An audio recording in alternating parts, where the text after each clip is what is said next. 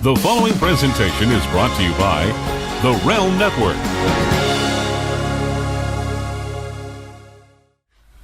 It's right about time again to swerve again, confuse the general fans again.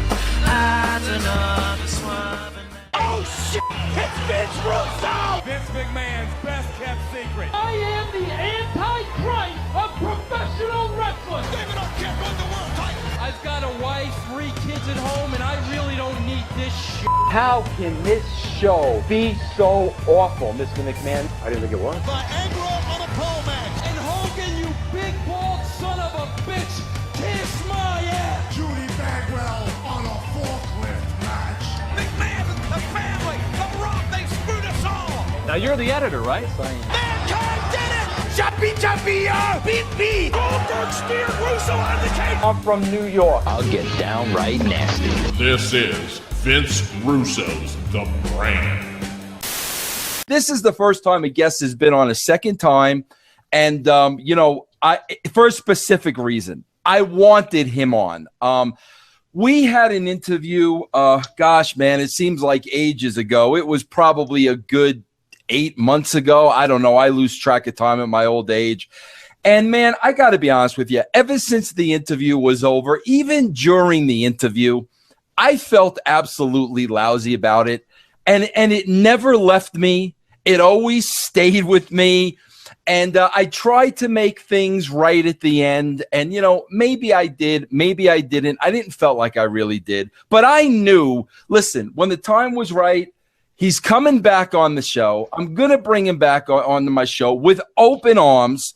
And I'm going to treat him the way he deserves to be treated. And the way he deserves to be respected, because he's a freaking great guy. And I know he's a great guy. And I love the guy. And do we have differences? Yes. People have differences. We all have differences with each other. But at the end of the day, he's a great guy. And I was so happy that he agreed to come back on the show, because honestly, I'll be honest, if it was me, I don't know if I would have came back on. I'm telling you the truth. So I'm honored and very happy that he came on the show for a second time, because this is round 2 with R.D. Reynolds. Mr. Reynolds, how are you today? See, you said all that, and it was very kind, and I very much appreciated it. Although when I look at the screen, it says Vince Russo, R.D. Reynolds, round 2. Now, usually that's not like a love fest thing. A round 2 sounds like we're going to duke it out or something. Nah, bro, that's all promotion. You know how the promotion game goes. I mean, you've had to promote a book or 2 in your time. That's all that is, bro. It's a lot of hype, and I know you understand that, R.D. Absolutely. That's why whenever we were on last time, it never bothered me at all, because I understand. You know what? This will shock a lot of people. I think I understand Vince Russo better than most other people in this business, as we say. Well, you know what, R.D., that's interesting. Let's start there, because I'd love to hear your insights on that. What, as far as me understanding you? Yeah. Well, it's funny, R.D., because I got to tell you, and I don't want to lose track of that, because I want your answer. But I got to tell you, I was doing a little bit more research on you today, and bro, like, we really do have a lot in common. We've really done a lot of the same things. We really do have a lot of the same interests. So that's why, like, I'm very interested to hear your talk and your understanding of Vince Russo. Well, I mean, Vince Russo, I view you as a person that is doing what he can to support his family, to pay the bills, and it's one of the reasons why at WrestleCrap.com I've never wanted to knock the wrestlers themselves, because they're people just trying to support their family. They're just trying to pay the bills. So whatever somebody tells them to do, that's what they go and do. So you've had jobs over the years. People have told you you're good at your jobs. They paid you. I may disagree with it, but that's okay. All right, that's fair enough. Hey, R.D., I'm dying to see what your shirt says and what emblem is on your hat. Would you mind? The hat is, of course, WrestleCrap.com. Okay. And the shirt is See, I knew that's what it was because I could read the O, but I wanted to confirm that's what it was. And you know what? Bro, let's talk about Randy Savage for a also, before we go too far, I have to say I'm sitting at an incredibly bad angle. I do not, in fact, weigh 8,000 pounds like this camera angle appears to make me look. So. No, you look beautiful. You look very inviting. And I don't mean anything, in a strange way. I'd like to think that I am, in fact, the most inviting guest you'll ever have. Yeah, no, hey, Artie, you're an attractive man. I think that's fair to say. If not that there's anything wrong with that. Well, Artie, I call a spade, bro. Listen, happily married man, just like you. Hey, Artie, let's talk about that. Listen, I didn't even know where we were going to start or what we were going to talk about. I got a little bit of an idea of one road I want to go down, but it's funny that you're wearing the Savage T-shirt because I want to ask you your feeling about this because I was very offended by this week. And it really upset me. I'll be honest with you. Seth Rollins did an interview for Men's Journal. Okay. Which, bro, it's a legitimate magazine. I think you would agree with me. It's probably not the number one magazine on the list of the majority of wrestling fans. They probably don't even know the magazine. But, bro, he made this comment along the way. He's talking about CrossFit and training and all this stuff. And, bro, he made this comment in his interview, and he basically said, we're athletes today. We're not cartoon characters. And, bro, I kind of took huge offense to that, JD. And maybe because, I worked with a lot of these guys. And JD, I worked with Artie. I'm sorry. I worked with Yoko. I worked with Mabel. I mean, Artie, I got to be honest with you. I don't think I ever worked with a wrestler that I would call a non-athlete. And I mean that from the bottom of my heart. And when I read that statement that he made, I mean, that really offended me for everybody I had worked with in the past. Was I overreacting to that? You were probably, I don't know that you were overreacting. The one thing you have to keep in mind is that anybody that's on WWE that's going out there to promote for WWE, you have to remember they're doing a corporate speak. This is what they're trained to do now. They're given specific buzzwords. They've given specific angles, or excuse me, not angles. They're given a specific notation, a path they're supposed to go down. These are the things that the company wants to promote. They want to promote, hey, we're athletic now. We're this, we're sports entertainers. Whatever it is they want to promote. I think one of the reasons I think Seth Rollins has gone so far in WWE is the fact that he is not unlike John Cena. He knows what the corporate speak is. He knows what they want to promote. He knows this is, the company jargon. This is the path they want us to promote. If they wanted him to go out and say, "Hey, we're bigger than life. We're cartoon characters," he'd go out and say that. It's something that I think that a lot of the guys in WWE that have climbed the mountain, so to speak, they've learned this is what it takes to climb the corporate ladder. Because it's not really the wrestling business anymore. It's a corporation. And in any corporation, you're going to know, okay, this is what this is the hot topics for my boss. My boss will see this in print, or he will hear about this. And look, I'm saying these things. I'm using the company jargon. I'm saying exactly what the company would want me to say. And so that's anything they say anymore, especially like John Cena, Seth Rollins, Hunter, whoever, they're all going to speak the corporate speak. Well, that's a good insight to it, Artie. It really is. But let me ask you this, bro. Being a wrestling aficionado, which you are, bro, there's no question about that. But let me tell you something. Let me ask you something, Artie. The fact that is the corporate line, I mean, bro, is there really any proof that anybody can show me that with the new athletes in the WWE and no longer the cartoon characters in the WWE, that it's a more successful business? In other words, is that something that the WWE really wants to toot their horn over? Because, RD, I believe there are 5 million casual wrestling fans that have disappeared, and I believe those wrestling fans enjoyed the cartoon character. So the WWE, with that being their line, I don't know, RD, is that a good thing or a bad thing? Well, I think the thing that whenever you say you casual wrestling fans have disappeared, I often go back, and this will shock you, but I often go back to Nitro. And I think Nitro in a lot of ways was the perfect, especially in like the 96, 90, yeah, probably about 96, 90, early 97. I almost think Nitro was like the perfect wrestling show because you did have cartoon characters. You had people like Hulk Hogan, these bigger than life characters. You had, the Giant. You had the Dungeon of Doom, as goofy as that was. You had that. Then you also had athletes. You had people that would go out and you would have different styles of wrestling. You would have, Dean Malenko and Chris Jericho and Rey Mysterio. You had that different type of wrestling. And, and then they would bring in the women, and there was always something different. It was not that homogenized product, and it's a product that we get now.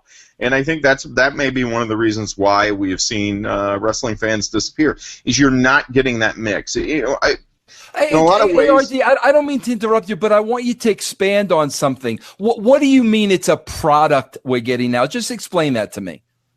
I mean, it's a product. Like, every week, it's a product. And very rarely does it deviate from the product. You have different elements that it's always going to have. And sometimes you'll see stories, story elements that will create that product. For instance, how many times have we seen this opening to Raw? One guy will come out and he'll say, I should be the #1 challenger.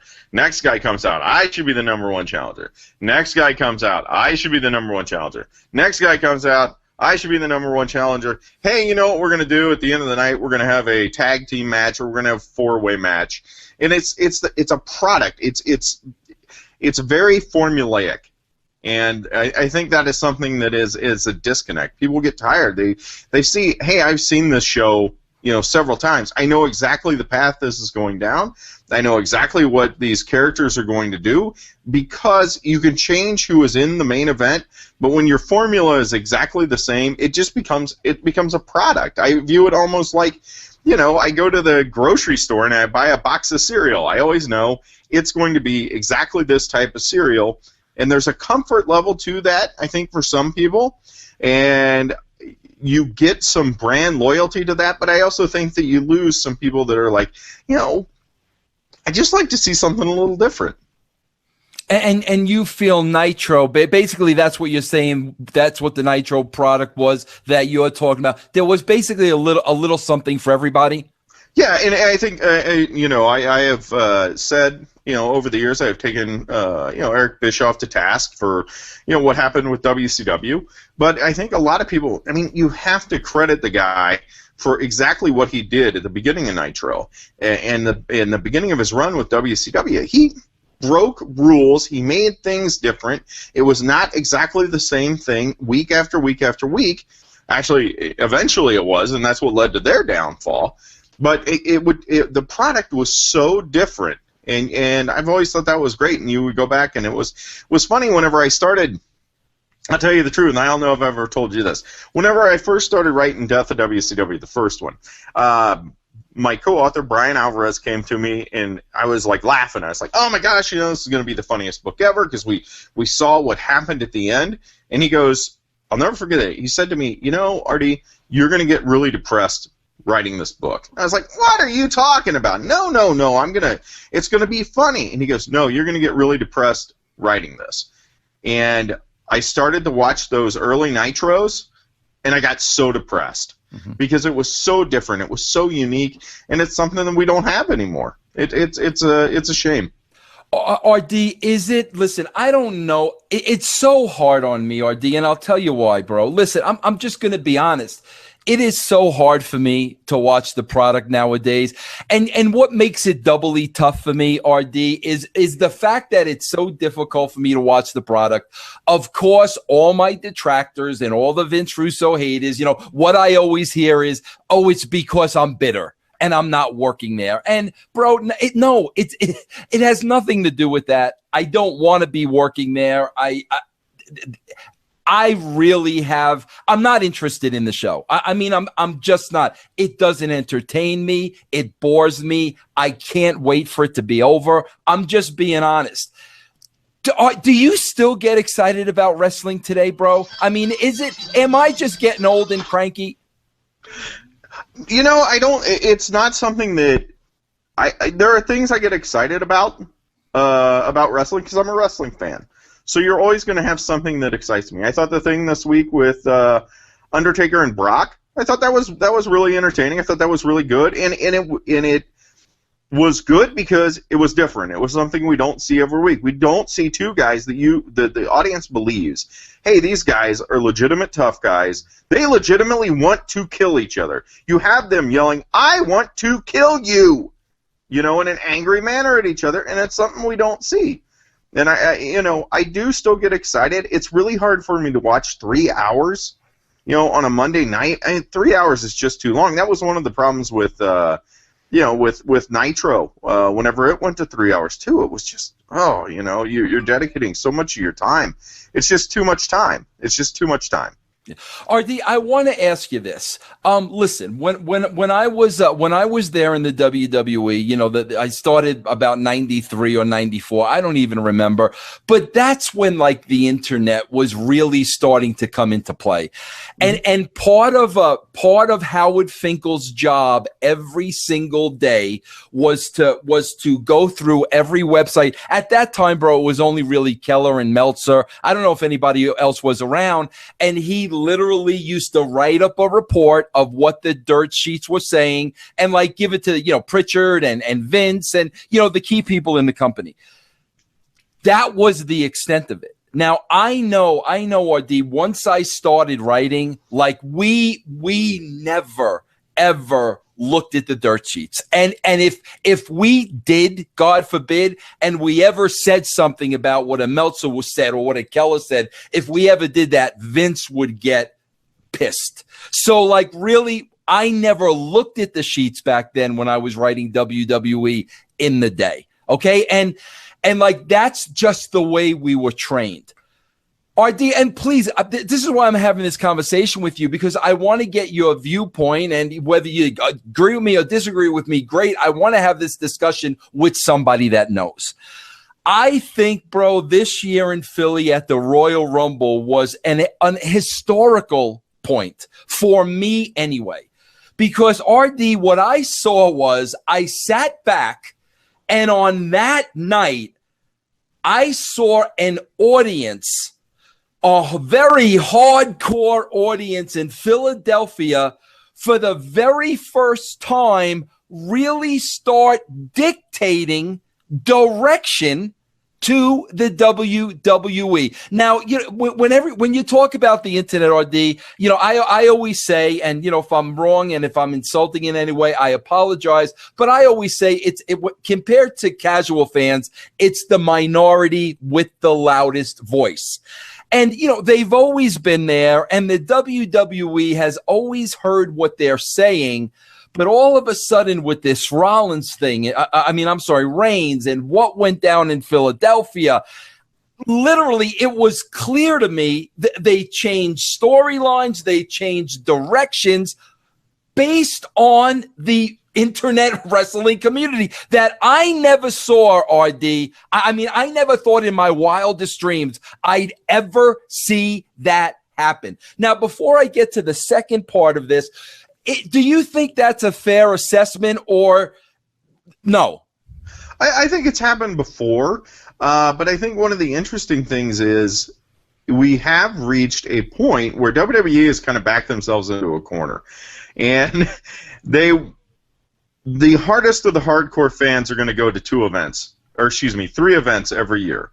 They're going to go to the Royal Rumble, they're going to go to WrestleMania, and they are going to go to the Raw after WrestleMania. excuse me, that is always going to happen. So you're going to have that vocal minority, and they are going to have their voices heard unless, I don't even know what you would do to prevent it. Pipe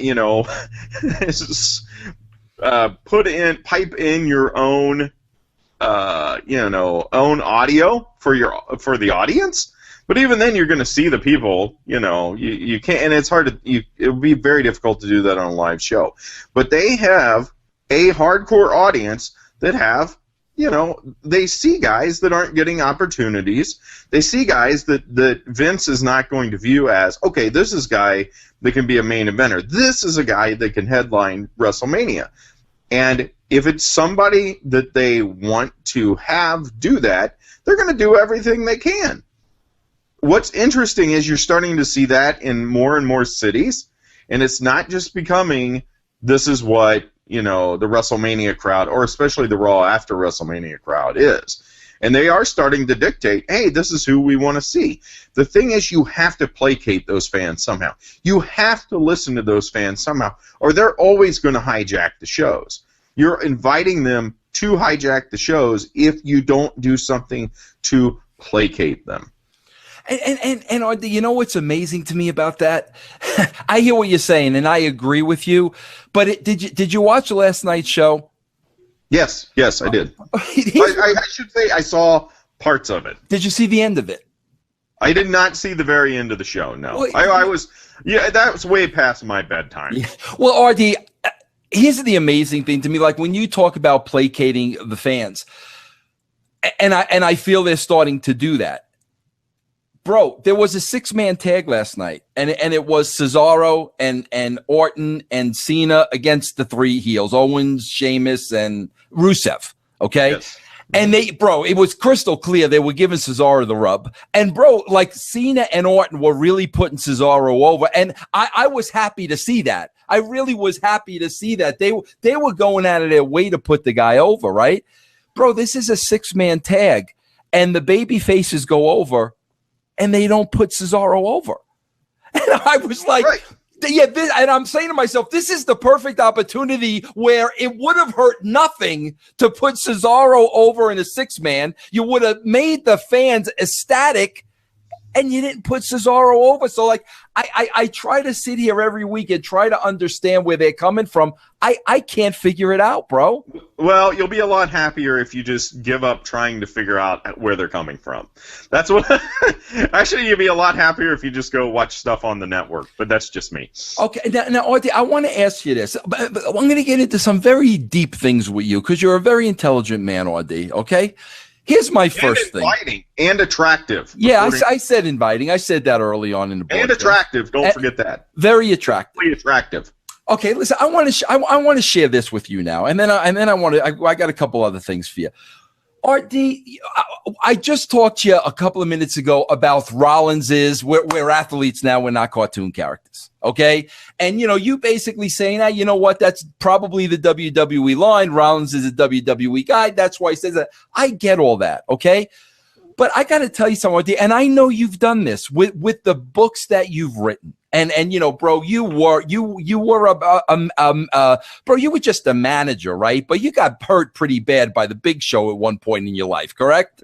Yeah, that's because I was an idiot and should not have been in the ring with someone. I had no real experience. That was 100% on me. Nobody else's fault but my own. Well, I'll be honest with you. In today, in 2015, I think you might have a shot at beating a Big Show in a one-on-one match. But, back then, maybe you overstep your boundaries a bit. But, Artie, I want to ask you this, bro. And I know you've done this. I'm doing a lot more research into wrestling. And I'm really going back to the early roots. And I got to tell you, bro, everything I read, there's one word that comes up over and over and over again, and it's entertainment. And wrestling basically was developed as an entertainment show, almost like a vaudeville show. It was a sideshow at carnivals. That's how wrestling started. And bro, everything you read, entertainment. Okay, fast forward now to 2015. They're athletes now.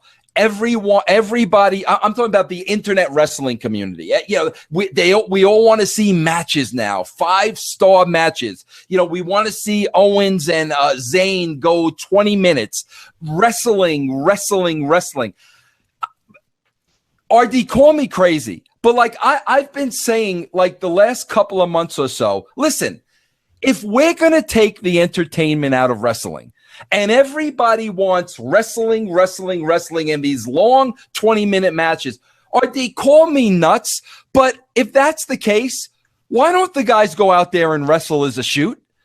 I mean, no, seriously, RD, if that's what the people want, let's take the entertainment out of it altogether.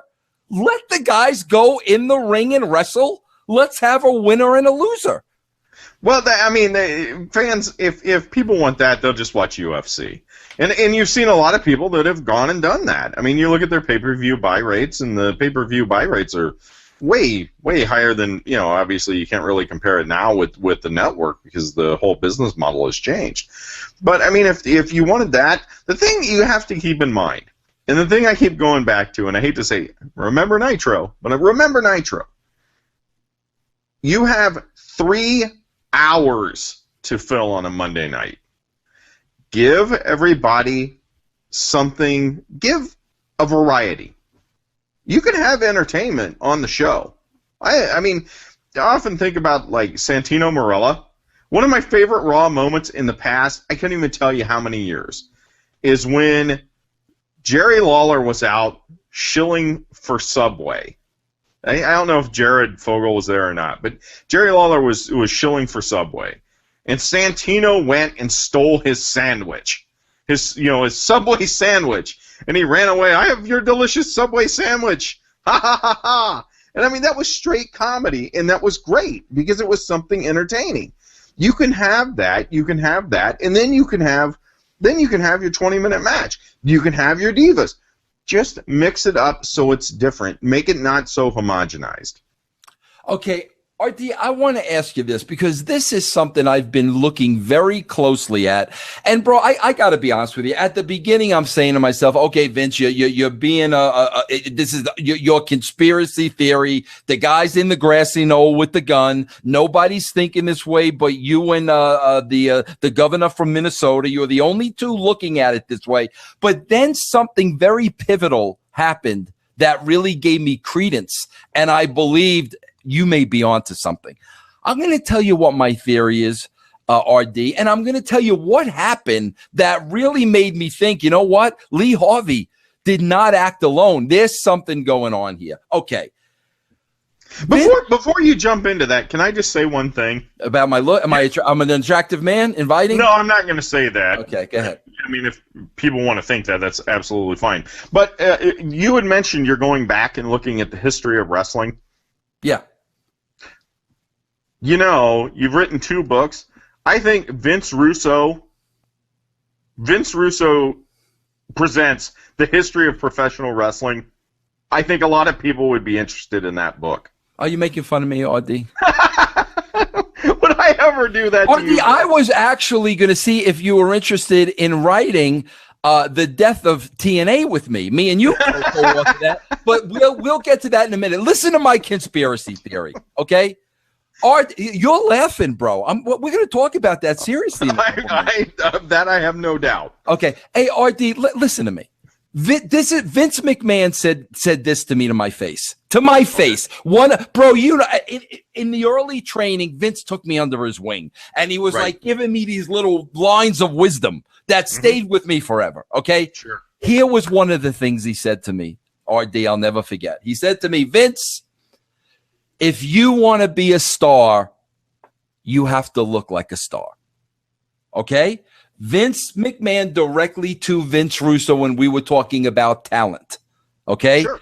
Fast forward to 2015. On Raw. Okay, bro?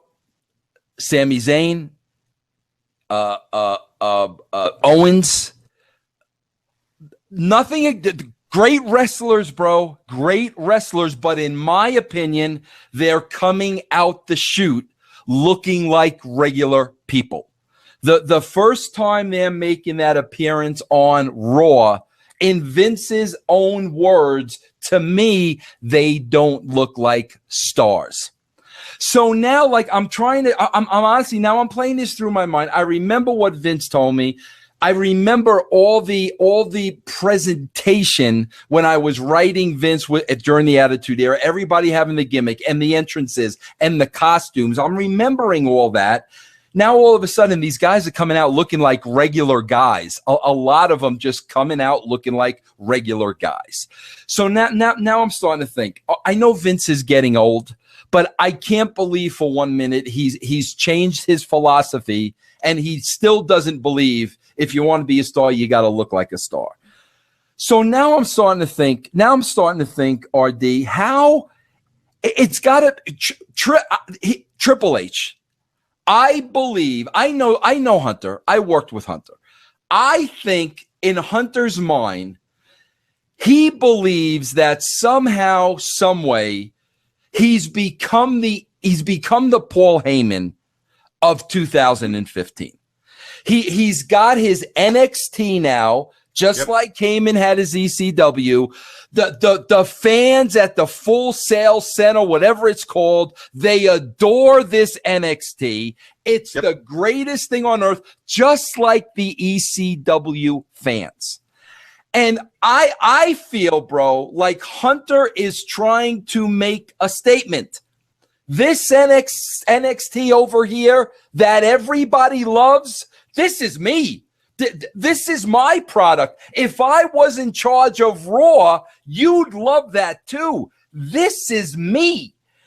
And I feel, bro, me personally, that he almost has Raw on the back burner as not a priority.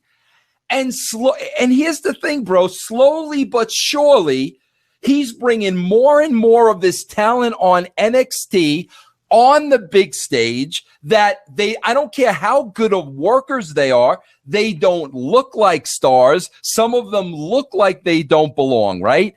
But then let me tell you what happened, RD, and this is where I said, I don't know if you saw the episode of Raw where Owens was in the ring and Cena was in the ring, and the angle was who is going to defend their title. Is Owens going to defend the NXT title? You know what I'm talking about? Yep, absolutely. Okay, bro. And then, bro, Neville came out. And on the Raw show, Neville said, I'd rather go for the NXT title against the NXT champion than the U.S. title against John freaking Cena. Now I'm looking at this and I'm saying that somehow, some way, Triple H convinced Vince to put NXT over Raw. They made NXT more important than Raw. And, bro, I'm seeing this more and more every week. Bro, am I like just totally out of my mind, or is there a pattern here? No, I think absolutely Hunter wants to be seen as, look, I can be a great promoter. The question is, as I see it, yeah, you have a product that is very popular amongst the hardcore, the most hardcore fans. But I mean, the challenge is always, the most hardcore fans, you and I could sit and write a product that would appeal distinctly, perfectly to the hardcore fans. You know, I would put on nothing but, we were talking about 20-minute matches. You would just do, if you had a 3-hour show, you could do nothing but 20-minute matches. With the best workers in the world, almost a New Japan style of wrestling. Okay? That would appeal to the hardcore audience. The question is, how do you get the casual audience? How do you get those people that aren't completely, watching NXT or even know what NXT is? That's what you have to do. And that will be where we see if Hunter, can really take over the reins or not.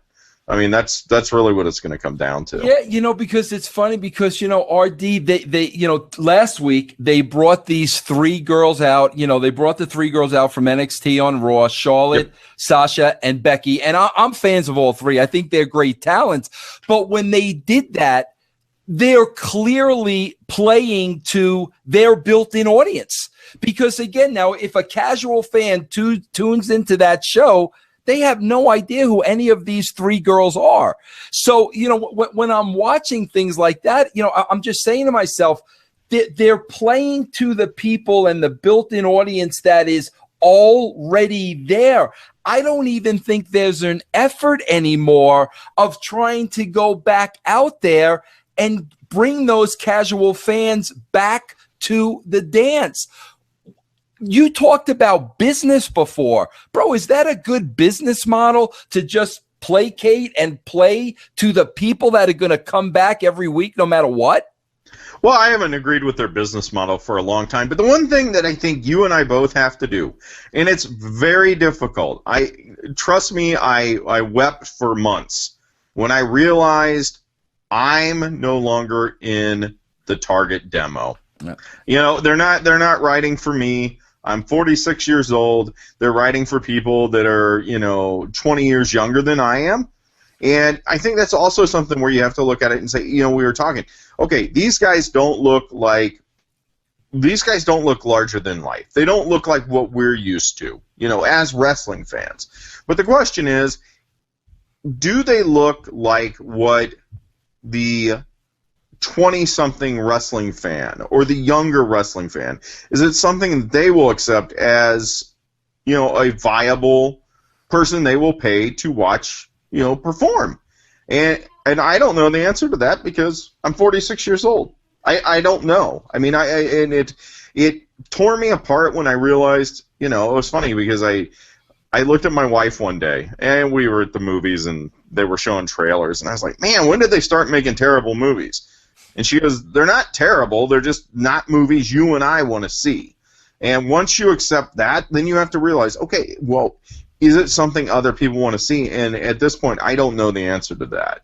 And if you're going to go with the NXT thing, I almost think you have to go all the way with it. And you can't, that thing with when they brought out the NXT girls, and they started mixing them in with the Bellas and, Tamina Snuka and stuff, I was like, no, you can't. Don't do that. If you're saying we're going to have a revolution, make it a revolution. And you take everybody else out of the equation, and you make it a true revolution. This is completely different. We're going to have these women having, we're going to have them having 15, instead of having 5-minute matches every week, we're going to have them have 15-minute matches. We're not going to have a bunch of interference. We're not going to have run-ins. We're not going to have storylines. We're just going to say, here are these women. They're incredibly athletic. They're going to put on the best wrestling matches you've ever seen. That would be a difference. Now, would it be something that would be successful and people would want to watch? And the answer is, I don't know. But if you don't try it, you're never going to know. Yeah. No, and I got to tell you, RD, all the time, like when we're reviewing a show or something, bro, I wind up saying they're not writing the show for us. It's not for. I mean, I tell myself that over and over again, so I know you're dead on. Okay, bro, let's talk about this book you and I are going to do together now, The Death of TNA. I actually have another co-author for that already, but maybe I'll just sit back and listen to you two each pitch why I should write with you or the other one. Well, bro, I want to ask you this question. From somebody from your chair, you are the author, and bro, I plugged the book. You know how you said the thing, we all got to make a living? Bro, we got to all make a living. The death of WCW. Bro, the revision was like a 10-year revision, correct? Yep, 10th anniversary. And that came out, what? I thank you in the book, by the way. Oh, that came out, what, 6 months ago? That came out, let's see, when did that come out? I think it came out in October of last year, so almost a year ago. Bro, what was in that one that wasn't in the first one? There was quite a bit. We actually went back and we interviewed a lot more people. People were much more willing to put their name out there. When we wrote the first Death of WCW, there were a lot of people that were either working for Vince or they were hoping to work for Vince. I mean, excuse me, you've seen Beyond the Mat. Yeah. Right? Yeah. Yeah, okay. Dennis Stamp on the trampoline, saying, you never know when Vince is going to call.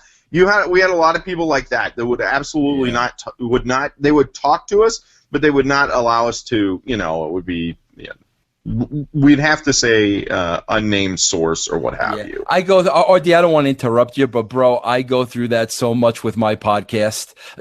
Bro, everybody's waiting for that phone to ring. And bro, I don't want to bring the people on the show that have the mentality of, well, I'm waiting for the phone to ring for that one last run, so I'm going to watch every single word I say. So like, I don't even bother bringing them on the show, but I know exactly what you're talking about. So go on. Yeah, so we have that, and then we also had a large, we added lessons not learned, which were sidebars throughout the book. So it would say, okay, this was a mistake that WCW made. WWE made this exact same mistake, 10 years later. They did not learn from the mistakes. There was a lot of stuff like that. There were different pictures throughout the book. We expanded it greatly. It's a much longer book. I want to say it's like 40% longer. When we wrote that book the first time, we had a word count on it. And they said, okay, you can have 100,000 words or whatever it was. I don't even remember. But we had to shorten the book. We had to truncate the book. We had to leave some stuff on the cutting room floor. The other thing with it was when we had the original first draft of the first Death of WCW, I found it very difficult to read. It was very clunky, and there was just so much crammed into it that I felt it did not make for a very good reading experience. So I had trimmed it down and tried to make it a little more, tried to make it an easier to read book at the expense of leaving some details out. So whenever we had the chance to redo the book, then I added a lot of that stuff back in. And I also had more time to make it more readable. The one thing that was interesting to me is when that book came out, people were like, man, I wish we knew even more behind the scenes. And we're like, yeah, we left a lot of it out. So we went back and added it in. Hey, Artie, let me ask you this. The original book that came out 10 years ago, how many copies did that sell? Oh, come on now. No. This is why I'm asking you, because why I'm asking you is when you write the revision 10 years later and you add all this stuff, like when the publishing company is looking at sales, what are they looking for, like, in the revision? Like, are they looking for, if we can sell this to half of the amount of the people that bought the first book, a success? In other words, I'm a little confused. Like, what is the strategy? Are you trying to go over those after those people that bought that first book by adding new meat to it? Or are you going after a new audience, and is the idea, you know what, if we could sell 50% of the copies that we sold of the first one, it's a success? I am going to tell you something, and it has gotten me in a lot of trouble with people that have worked on the WrestleCrap.com site with me over the years. And some people are going to think this is absolute baloney. But this is the God's honest truth. And most people know, or a lot of people know, I'm a pretty religious guy. Hey, Artie, let me ask you this. The original book that came out 10 years ago, how many copies did that sell? Oh, come on now. No. This is why I'm asking you, because why I'm asking you is when you write the revision 10 years later and you add all this stuff, like when the publishing company is looking at sales, what are they looking for, like, in the revision? Like, are they looking for, if we can sell this to half of the amount of the people that bought the first book, a success? In other words, I'm a little confused. Like, what is the strategy? Are you trying to go over those after those people that bought that first book by adding new meat to it? Or are you going after a new audience, and is the idea, you know what, if we could sell 50% of the copies that we sold of the first one, it's a success? I am going to tell you something, and it has gotten me in a lot of trouble with people that have worked on the WrestleCrap.com site with me over the years. And some people are going to think this is absolute baloney, but this is the God's honest truth. And you know, most people know, or a lot of people know, I'm a pretty religious guy.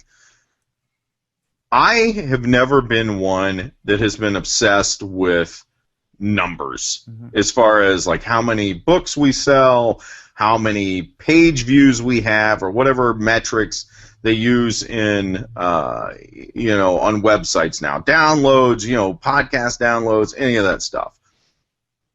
Since WrestleCrap.com started, I believe I have looked twice to see how many visitors we have, anything like that.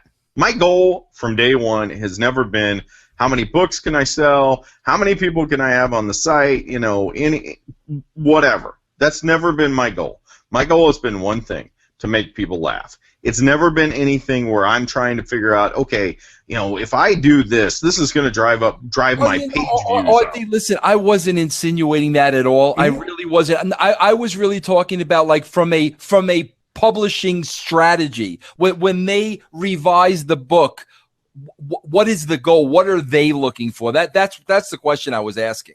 You know what's funny is ECW Press has never asked me. They've never said, how many of these do you think you can sell? They've never asked me once. I'm going to go back. You work with Michael Holmes, right, Michael? Yep, absolutely. Great guy. Great. He's still there, right, bro? Oh yeah. He's a great guy. You're more than welcome to get with Michael, and he could tell you, okay, well, we're looking for this or we're looking for that.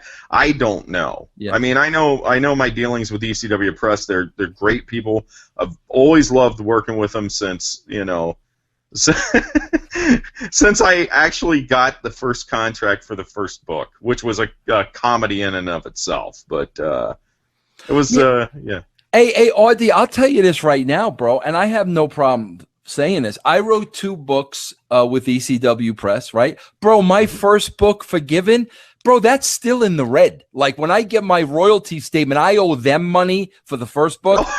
I made a little bit on the second book, but the reason why I'm telling you that, bro, is, honest to God, my greatest achievement in life was authoring a book. That was always my goal, bro. I just wanted to write a book. I could have cared less if 2 people bought it. I wanted a book in my hand, bound with my name on it. That was it. So I hear where you're coming from, bro. I understand that completely. Okay, bro. Let's talk about now the death of TNA. Okay, let's talk about the death of TNA. I was looking to see if I had the Vince Russo book here that I could show. That I actually keep it at my nightstand. There you go, bro. In case I'm not asleep. You entertain the people. I'll be right back. Go ahead, bro. Well, ladies and gentlemen, we have the great Artie Reynolds now, the author. I'm gonna plug it again. Don't say nothing yet. Look at that. Bro, I was a handsome man. What happened to me, bro? Look at that. You were clean shaven. Gee, what did you do? I'm a mess today. And then if you need the second one. Yeah. See, now that one's in the black. That one's okay. Only because Sting and Mick are on the cover. That's the only reason. So wait, okay. Now I have to ask you. And if you say that the first book was in the red. Yes. So they paid you so much to do it that you have never recouped that, like in advances or what? Bro, can I tell you this, RD? Sure. They paid me peanuts to do it, and I'm still in the red, bro. All right, does that answer your question, bro? But the second book did better. Yeah, bro. Trust me, you're making progress. Yeah, bro. They did not pay me this monumental amount that I couldn't overcome. They paid me peanuts. The book made peanuts. I didn't care. I was a published author at the end of the day, bro. That's the guy. High five. High five, bro. Bro, let's talk about the death of WCW. As a man that authored the book, co-authored, but I'm even going to put Brian Alvarez over with Brian Alvarez, the death of WCW. Now, you know, there's a book in the making here. It could happen as early as September. I would love, bro, because I want to see where you and I are page-wise on this. As a fan, bro, maybe you got inside connections in TNA. Maybe you don't. I don't know.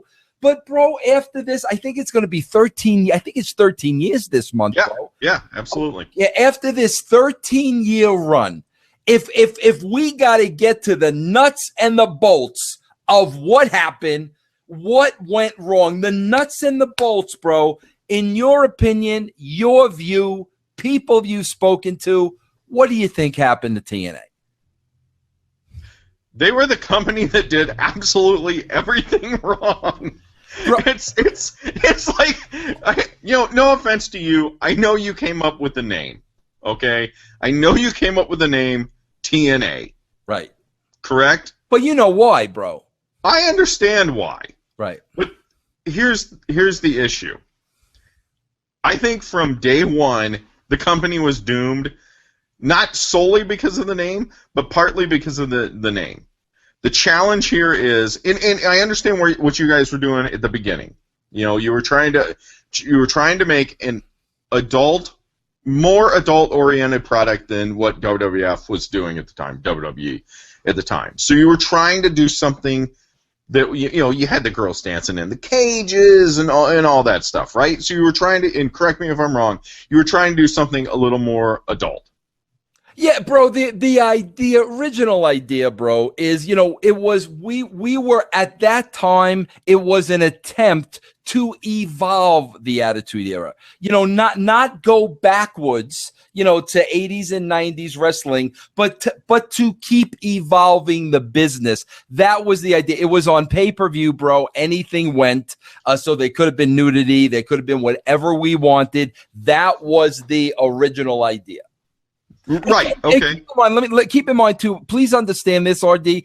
That idea did not come from me. Like, I was not the owner of the company. I did not dictate the direction of the company. But in having conversations with Jeff, and the fact that the model was on pay-per-view, uncensored, anything could go. Those were the original discussions. Right, and I understand that's what you were going for originally. Right. After a period, and I have not started writing anything, but after a period, that business model changed. Right. The name stayed the same. Ridiculous. Right. Bro, when they went on Fox Sport Net, bro, that was 11 years ago. I don't even know how long. Bro, the first thing I said was, you're going to change the name now, right? It's not TNA. We're on a legitimate network. This is turned into another wrestling show. And that was the first thing I said. I cannot believe, bro, that in 2015 it's TNA. I mean, I'm just being honest with you. I'm on the same page with you as it comes to that. Yeah, I mean, that was the thing, is you could not go to your wife and say, honey, what are you going to do tonight? Well, I'm going to go watch TNA. I mean, that's just not going to fly whenever you're targeting a much larger audience. So yeah, that was something I viewed that as a problem. There were just in a lot of ways it was like the little engine that couldn't. I mean, it was anything that could go wrong did go wrong with that company, and it just continues on and on and on. The one thing that they do, they have longevity.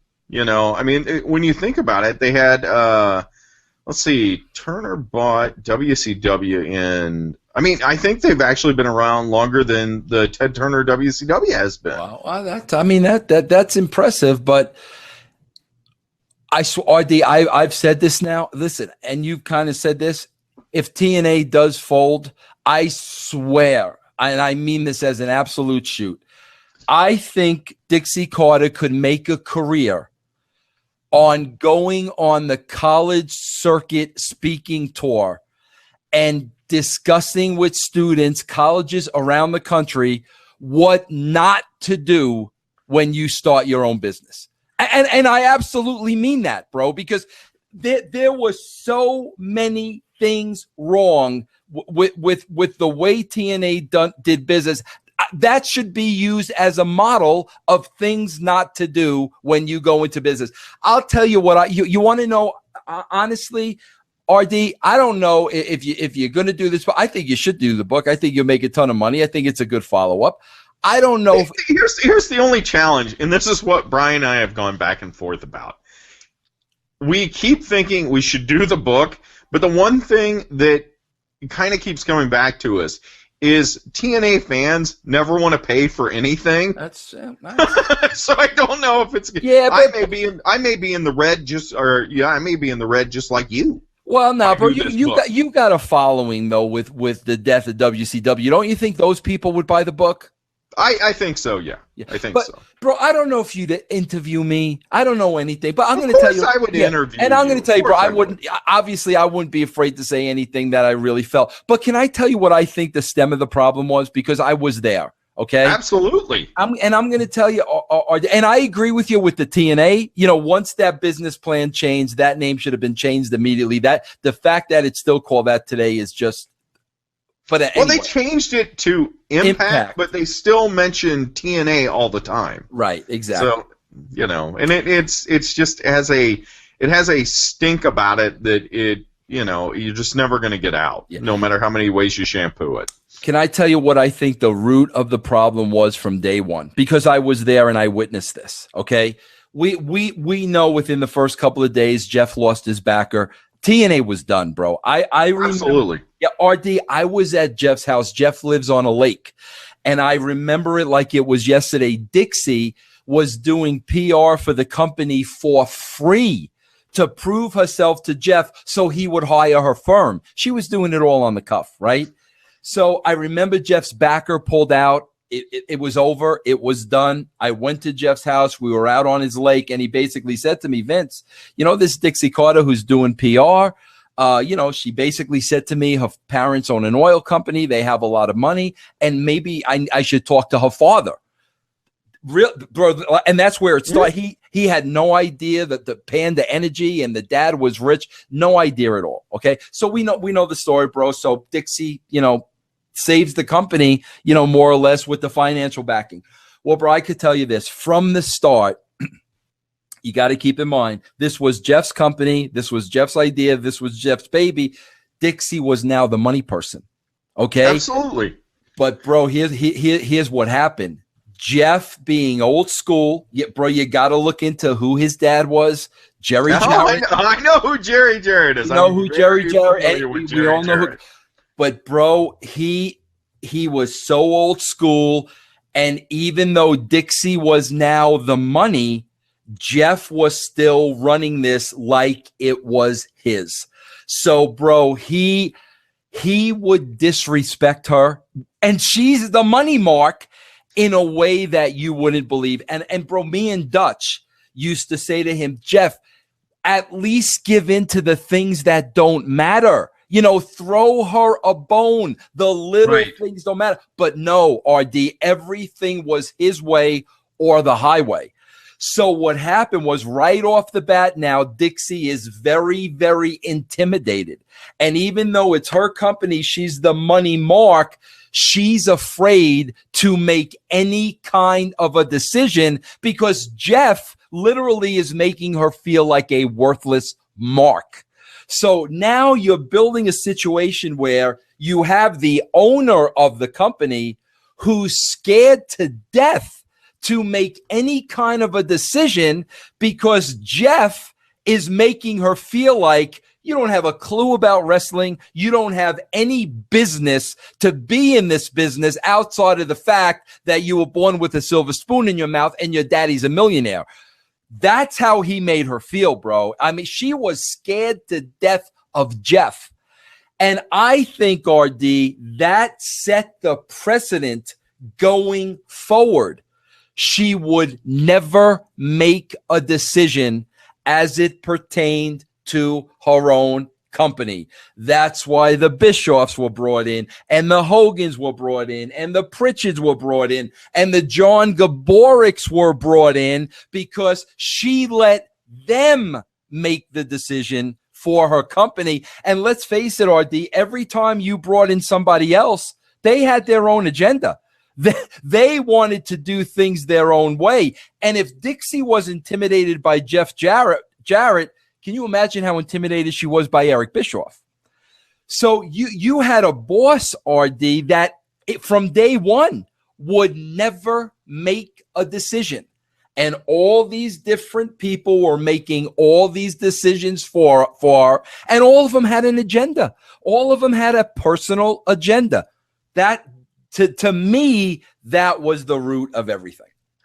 But I mean, if you were to say, okay, she needed to make decisions as a PR intern, was she going to have the business acumen? Especially, I mean, you and I both know the wrestling business very, very different from any other business. Was she going to have any kind of business acumen to make those decisions? Because now, years later, Jeff's out of the equation, you're out of the equation, and she's making some decisions, right? She has to be making some now. No, she's not. Absolutely is not. Gaborik is making all the decisions, just like Pritchard, just like Eric. She absolutely is not. You know what the sad thing is, RD? I don't know how much you know of this or how much people know of this. I don't have a problem saying anything. Bro, do you know how close JR was to joining the company?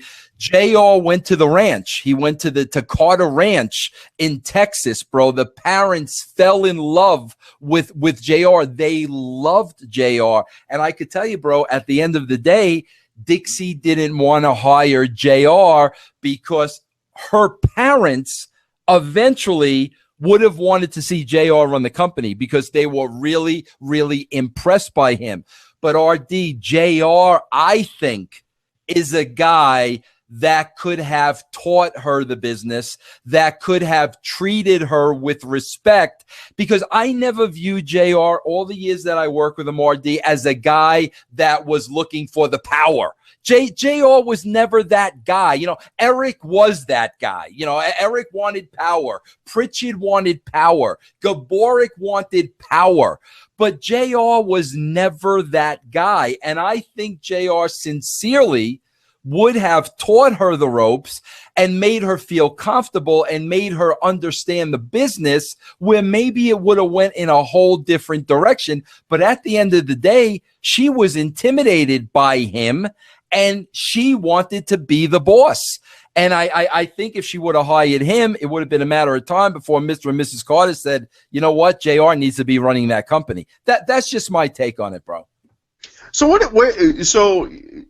tell me a little bit more about the Carters, mom and pop Carter, and what their view is on this. I mean, are they getting tired of losing money? I mean, at some level, they have to bro, they not care. No, bro. They cut it off a long time ago, bro. I'd say probably back in, I'm trying to think of when I left and everything, bro. Probably about I'd say 5 years ago to be safe, maybe 5-6 years ago. The mother, Janice Carter, really got involved.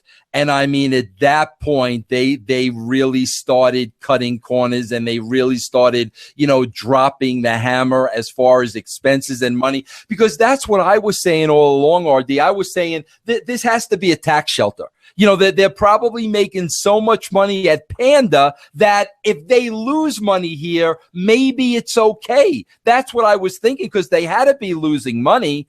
But then, like I said, about 5-6 years ago, her mother stepped in and was very, very active and really started dropping the hammer. Okay. That's interesting to hear. Yeah, so. but I, like I said, bro, I'd be interested in, you doing, that book. But, bro, I say it all the time. It starts at the top. It starts and ends at the top, RD. I truly believe that. Well, I do too. So here's what I'll do. If you really want to write the book with me, what about this? How about I write Death of WCW with Vince Russo, and I write one with Brian Alvarez, and we release both of them. That way I can double dip. Bro, listen, I think I should be part of the writing of this book. No? I'll let you bring Brian on and see how that goes. Bro, why doesn't Brian Alvarez like me? I don't, bro. Listen to me. Don't say nothing yet. I can tell you. Bro, I've never met Brian. I've never Brian's a good guy. Yeah, Brian's a good guy. Bro, I've never had a conversation with Brian like me and you talk. This is like the 4th time, sure, bro, we're doing each other's shows. Sure. I don't know where the hatred comes, bro. Because he views, you and I view wrestling differently, okay? There will be things that you do in wrestling that I'll just shake my head at, okay? But I mean, that's literally what I do. I just say, shake my head. That's not good. That is not what I want to see. That's not what I think, the wrestling business should be. But there are people that, like I said at the beginning, there were people that were telling you, hey, you're doing a great job, Vince. We're going to keep you on payroll for however many years you were at TNA. There are people that like what you present. Sometimes I like what you present. Sometimes I don't. But, to me, it's nothing. I'm a kind of guy that I've learned over the years I never really get agitated about these things. Whereas Brian views it as, Brian is much more passionate about the wrestling business than I am, and he just gets very offended with some of the things that you have presented over the years. That's Brian, and that's he's more than welcome to that. And I hear that, and that's why Cornette can't stand me. Exactly, same type of thing. But Artie, I got to be honest with you. To me, bro, that is absolutely ridiculous because it's opinions, bro. We're not all going to have the same opinion. Artie, bro, do you know how many different personalities I worked with in the wrestling business at my level? I worked with Jerry Jarrett. I worked with Bill Watts. I worked with Dusty Rhodes. I worked with Eric Bischoff. I worked with Jim Cornette. I worked with so many people at my level and their philosophies and mine were on two different planets. But this is how I always looked at it, RD. Like when I didn't agree with Eric, when I didn't agree with Jim Cornette, the first thing I would look at would be, where did they get their wrestling roots from? Because that's where it all starts. Where did they learn wrestling? Eric Bischoff learned under Vern Gagne at AWA. So he's going to look at it that way. Cornette grew up with wrestling in the South. That's how he's going to look at the product. Vince Russo grew up on the WWE and Vince McMahon Sr., and that's where I got my roots in the business. So when I realized everybody has all these different opinions because it was just the business they were raised in, that's why I never made it personal. Like, I didn't hate Eric because he didn't agree with me. I don't hate Cornette because he didn't agree with me. That's why, people like Cornette and Alvarez that make it a personal thing, bro, you're not going to find two people that watch the same thing and have the absolute same feelings about it. And I agree. I'm not going to argue with you on that. I'm just saying Brian is very passionate about the wrestling business because that is his entire business. I'm going to say something. This is I probably should check with Brian before I say this, but I'm just going to go ahead and say it. When we launched Death of WCW, about that exact same time, Brian said, I am going to go out and I am going to make, F4W Online. I am going to make this the biggest wrestling website in the world. Biggest non-WWE wrestling website in the world. And he threw everything he had to do that. I mean, he gave up everything in order to go and do this. So he's very passionate about it. And 10 years later, I mean, he's doing fantastic. And F4W, the largest non-WWE wrestling website in the world. I mean, he has paid subscribers. Thousands of people pay to listen to what he has to say. He works so hard. He is so passionate about the wrestling business. And I think that he looks at it and he says, this is what the wrestling business is to me. If the wrestling business as a whole is successful, I'm going to do a lot better than if the wrestling business as a whole is not successful. So he is always looking to see how can the wrestling business be more successful? How can more people be involved with it? How can, everybody, the wrestling ratings be higher? More wrestling companies. And he gets. Let me finish for a second. He gets obsessed with wanting to see that. So whenever he sees things like TNA that are going the wrong direction, he views, I mean, it's an attack on, he views it as an attack on himself, I think. And it's something he has put so much of his life into the wrestling business, trying to, really, review the wrestling business as best he can, that whenever something happens in a wrestling company looks like it's going down, then he gets very offended by it. So. But RD, I understand that and I respect that. But at the end of the day, bro, if we're going to talk about numbers, he hates the guy that brought the highest ratings in the history of professional wrestling. So to me, bro, I hear what you say and I understand what you say, but the fact that he's in that position, and I absolutely can't stand the guy that somehow, some way achieved an 8.2 rating, that tells me that he didn't like my style of booking. He didn't like my product, regardless of how successful it was. He just personally didn't like it. I think there's, and I'm gonna hop off of here and not say you should, bro. I don't want you to speak for Brian. I don't want to speak for Brian. I'm saying more for Brian than I should. Yeah, so. and bro, and listen, I've said this a million times, RD. He's welcomed on the show.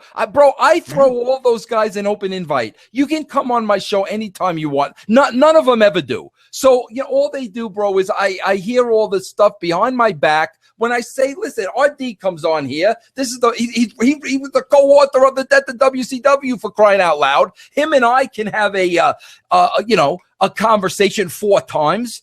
I just don't. I want to get off that gravy train, bro. Forget it. I mean, it's like I said. I mean, everybody is wired differently. And I am wired in such a way that is it worth getting all offended about? See, but no, it's not. RD, that's the problem, bro. And I'm going to say this and we're going to wrap it up because I don't want you to be uncomfortable talking about this. I don't want you talking for Brian. Anything I say to you, I'd be happy to have the discussion with him. But you know what part of the problem is, RD? I'll tell you right now. Part of the problem is there are so many people in the wrestling business that take it way too freaking seriously, bro. And I'm in the same boat Brian Alvarez is in. I depend on subscribers. I depend on people to watch my show, the whole thing, bro. So my livelihood depends on what happens, but I'm not personally going to hate people. I'm going to look in the entertainment aspect. I'm like you, bro. I'm here to entertain. If I can make you laugh, great. I think part of the problem is a lot of people in our industry just take it way too seriously, bro. That's my opinion. And I would not argue that.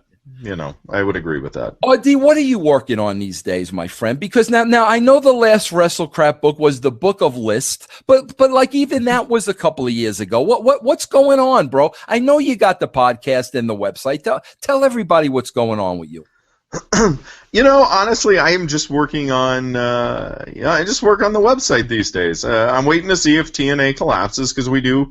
Cat out of the bag. I mean, I do have ECW Press has said, if this collapses, are you guys going to write the book? And we've said, yeah, we probably write the book. I mean, we kind of, like I said, we kind of hem and haw on it because it's one of those things that we are really concerned that TNA fans are going to buy it because they don't buy anything. I mean, they don't buy this. They don't pay any money for the pay-per-views or anything or house shows. They don't go and support. But I think we would have enough cachet from the Death of WCW and from Brian's subscribers and from WrestleCrap fans.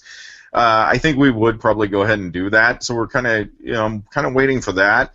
But more than that, I'm just I just am going back and trying to find funny things for the website.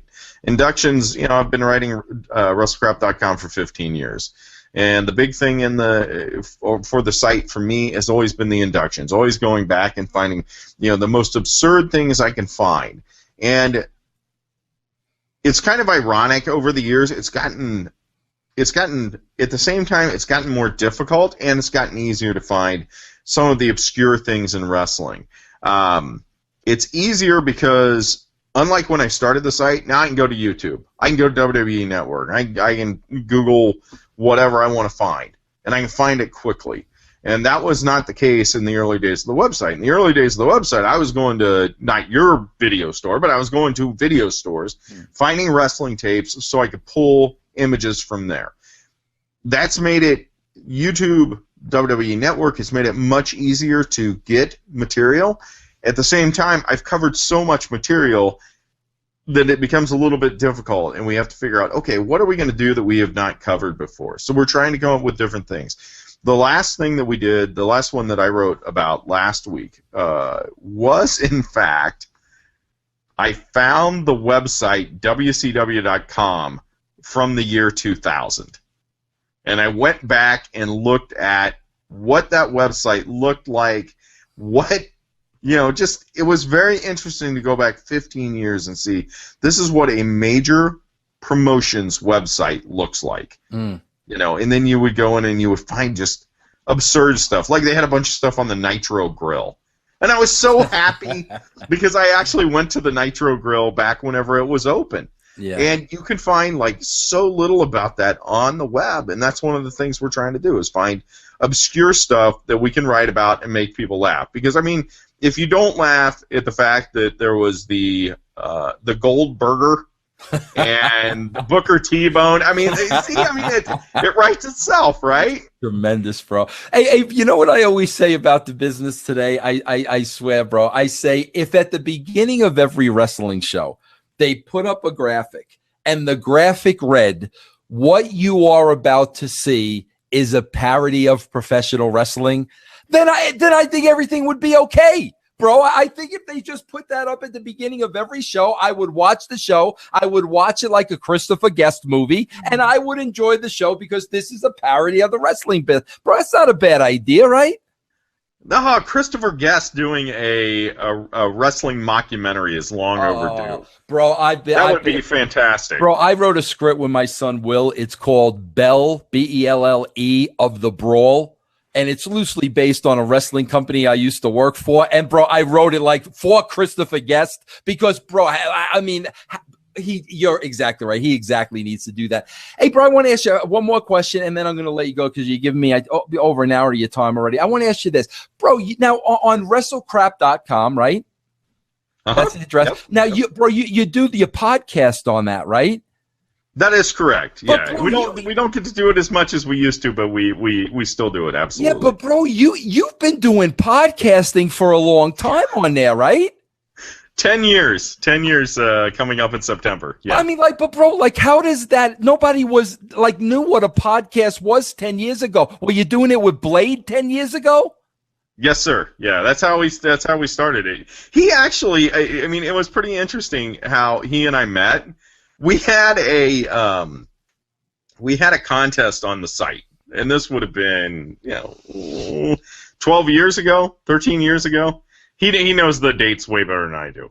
But we had the Recreate Some Crap contest, where you would go in as a WrestleCrap reader, and you would send me a videotape of you recreating the worst moments in professional wrestling. And he actually recreated, and it was fantastic. He recreated to a stunning degree the Black Scorpion. Oh. And he had to the level that he had. I'm trying to think of who he had. He had a Jim Ross character. He had who would have been doing the commentary with him? A Bob Caudle, I think. I mean, he had. Or maybe it was Gordon Soley. I can't remember who he was that he had there. But he recreated this entire skit where he was the Black Scorpion, and he was doing these terrible magic tricks, even worse than, what they did at WCW at the time. So he does this whole reenactment, and, he lifts the hood off the Black Scorpion, and it's Burt Reynolds, which is Artie Reynolds' illegitimate uncle. That's where the Artie Reynolds comes from. Right. Is that I was, Burt Reynolds' illegitimate nephew. And so he does this, and I'm like, my wife and I are watching it. We're like, oh my gosh, this guy's so funny. So I start talking to him, and that's how he and I got together. And at that point, I said, how would you feel about doing like a weekly or, however often radio show? And so that's when we started doing it, and we started WrestleCrap Radio. And yeah, for 10 years we've been doing that in the Artie and Blade show, and just trying to do. And the thing was, we always wanted to be the wrestling show that never talked about wrestling. Yeah. So that's kind of what we did. But Artie, was anybody doing that back then? It was very, very few. I think Brian may have started doing it. He may have been doing some shows, but I mean, it would have been Brian would have been doing it because he did Iyata, and that was back in like 2000 or something. Yeah. So, but I mean, it was pretty rare. It wasn't like today where everybody has a podcast. No offense, of course. No, bro, please, trust me. Hey, listen, Artie, I want to thank you for coming. I feel like I got a huge load lifted off my shoulder because, bro, I really listen. I'm a Christian guy like you. And I really did feel bad about the last time, and I felt bad all this time, bro. You shouldn't. That was it's funny. No. Hear me out. One of the things I have always found in life is, and part of this has to do with WrestleCrap is this way too.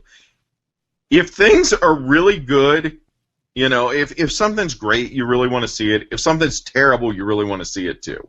If something's middle of the road, and I think that's one of the problems that we have with Raw these days, is it's so middle of the road, it's so homogenized, it's so the same. Whenever you had me on and you yelled at me for 3 hours straight, and I just laughed at you for 3 hours straight, it was like a train wreck of tremendous entertainment. So yeah, but I didn't. I'm sorry, bro. If I know I disrespected you, and that's not entertainment. No, that's not. No. Rigo, I don't even want to think twice about it. So I don't. Well, that's why. It was funny because some people were like wildly offended, and I was just like, "You got to be kidding! You can't get wildly offended about." Well, that's why, bro. It was so nice that you no problem. Came on again. Artie, I know you don't have to plug anything because I know everybody knows everything that you're doing because you've been doing it forever. But I would not have you come on my show without telling everybody, where they can go to WrestleCrap, where they can get the book, where they could follow you on Twitter, the whole thing. Give us the whole shebang. Sure, just go to WrestleCrap.com is the best thing to do, and then from there, because I don't even know my Twitter handle is WrestleCrapRD, I think, and yeah, actually, my Twitter handle is WrestleCrapRD, but I'm more often on Facebook, and you can follow me on Facebook. Just go to WrestleCrap.com. Up at the top right corner, it says be RD's friend on Facebook. Follow RD on Twitter. Donate, what have you, and that's where you can find me. And WrestleCrap.com, of course, it's 15 years. It was April 1st, 2000, so we've been in business for 15 years. That is unbelievable, bro. Everybody knows how websites and podcasts, bro, come and go. Yep. Weeks, bro. That is a testament to who you are and your work. And RD, again, I'm so happy you came on. I'm so happy we had this discussion. I'm so happy we can still be friends through it all. And yeah, I look forward to what you do next. Listen, bro, bro, maybe it's the death of GFW. Maybe that comes first, bro. You have we're in trouble if that happens before. Bro, that happens that quick, bro. You have some inside scoop. That's what it is, bro. You have the potential to have a whole line of books till you're like 60 years old, for crying out loud. Yeah, I'm ready. I'm ready. My fingers are ready to just start spewing forth the poison. Well, Artie, thank you very much. And Artie, don't sign off because I just want to say a personal thank you to you before you go. But everybody, there he is, the great RD Reynolds, WrestleCrap.com, the death of WCW, the WrestleCrap books, a WrestleCrap list. Where should they go for that? Like Amazon? Is that the best place, or should they go straight through ECW Press? They should go directly to WrestleCrap.com because if they buy it through there, I get a kickback from Amazon. And you sign it nice for them if they come directly through you, I'm sure? Oh, absolutely I would. Yeah, it's not a problem. My autograph costs $0. I mean, I've never been somebody that charges for an autograph. That's not my gig. Well, there you go. Go directly through his website. He's got the whole list of everything that he's written and everything that he's done. I want to thank Artie Reynolds just for being a great guy and a great human being and for having a heart of gold. And I will see everybody right back here on the show. Same bat time, same bat channel. See you later.